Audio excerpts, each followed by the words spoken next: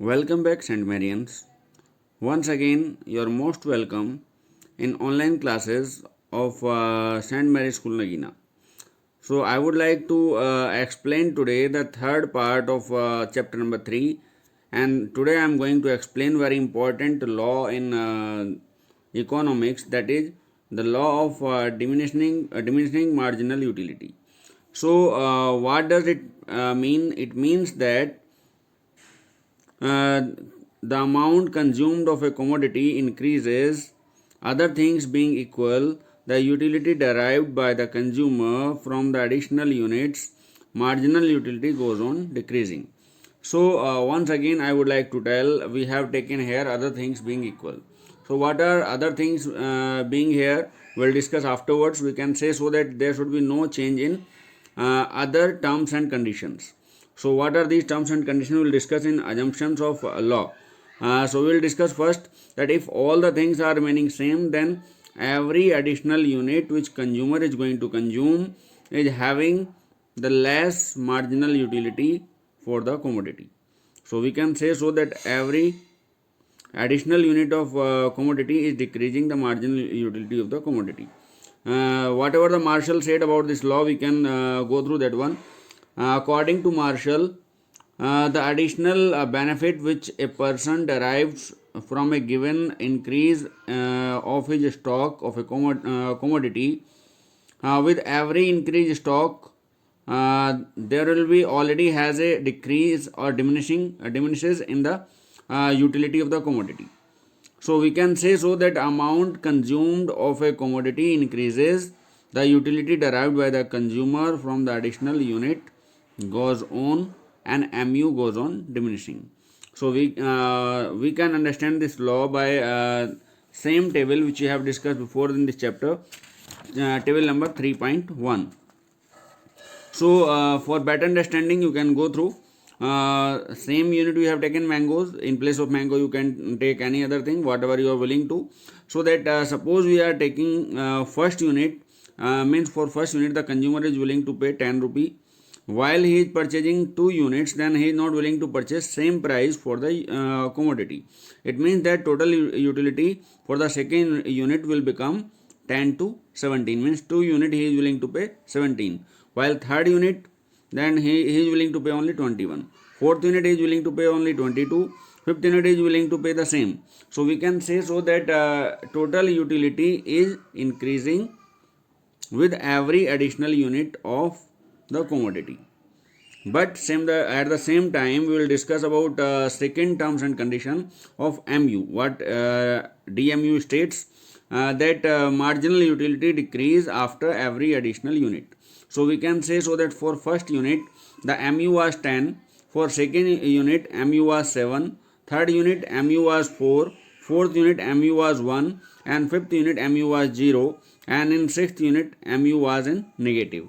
So whenever we have discussed about TU and MU relationship, it was very clear. As well as TU increases, MU decreases. While TU become constant, we can say so that unit number 5 and 4, when we are shifting from unit number 4 to 5, so TU is same. It means that MU will be 0 here, and after that stability of that TU, it will goes on decreasing. So after 22 it comes on 19, and mu becomes negative. So we can understand well by the help of the graph. Same graph I would like to explain.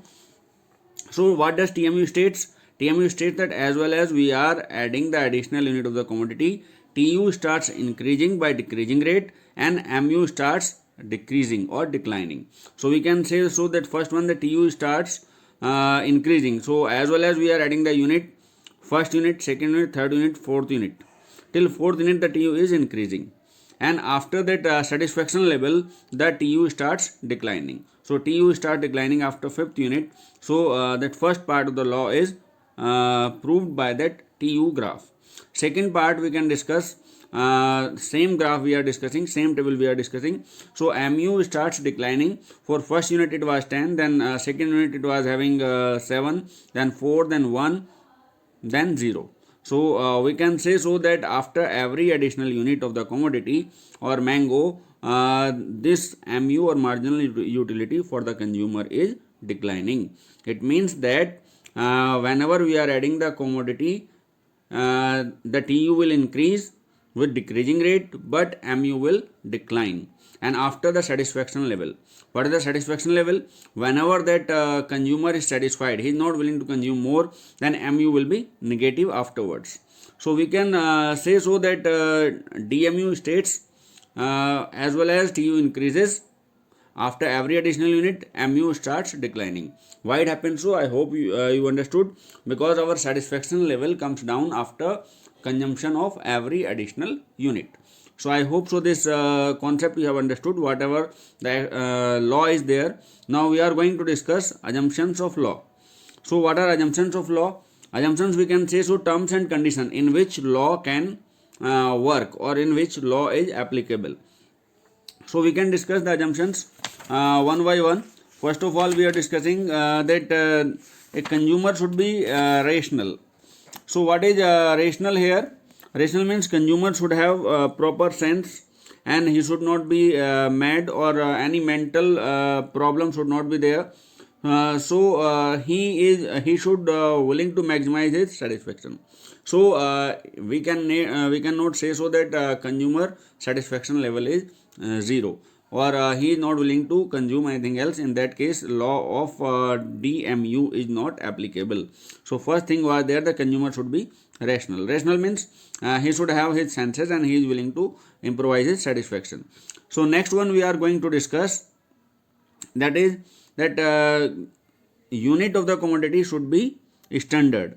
Standard means if we are taking that first unit as a cup of water, so second unit we cannot take that bottle or that cold drink or the pair of shoes or mangoes or anything else. We should not change.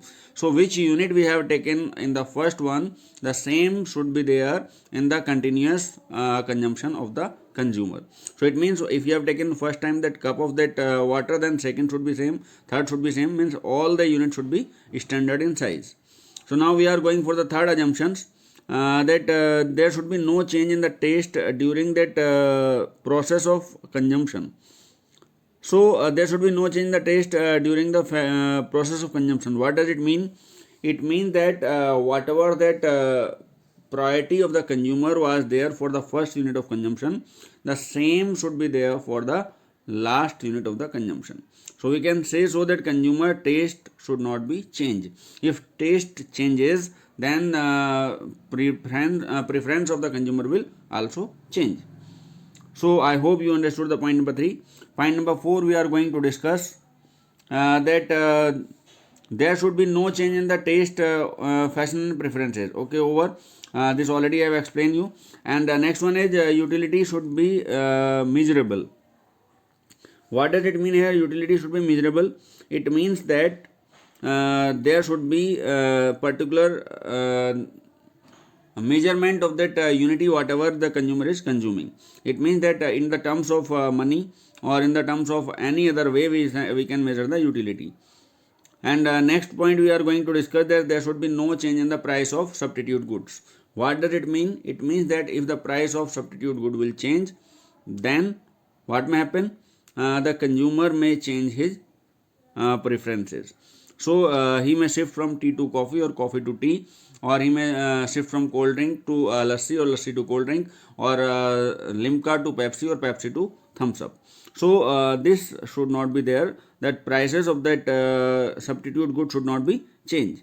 And next one we can discuss, so that MU of the money should be constant. So it means, what did it mean? It means that value of that money should be same for first unit till the last unit. If that there is that devaluation or evaluation in that money of value of money, then we cannot assume or we cannot consider that DMU is applicable. Why it is not applicable? Because if that price of the commodity will increase and the value of money will decrease, then there will be change in the value of the price. So we can understand so like that dollar in rupees today is rupees 76, and tomorrow if it will be in rupees 60, so that value of the money will devaluated. or evaluated. Like that we can have so that ups and downs in the value in the international market, then this DMU is not applicable. So one more point is remaining here, that all the units must be same, we have taken already. So I hope all the assumptions we have clear. If anything is remaining, then you can comment me in the comment section, then I can tell your or I can solve your problem. So one thing more we are going to discuss, that explanation of law, means how this law works. So in this we are having two important reasons for the operation of this one, DMU. So first one is intensity of desire. Intensity of desire means that individual's desire for particular commodity is setable, means after a definite level of consumption the consumer will be satisfied.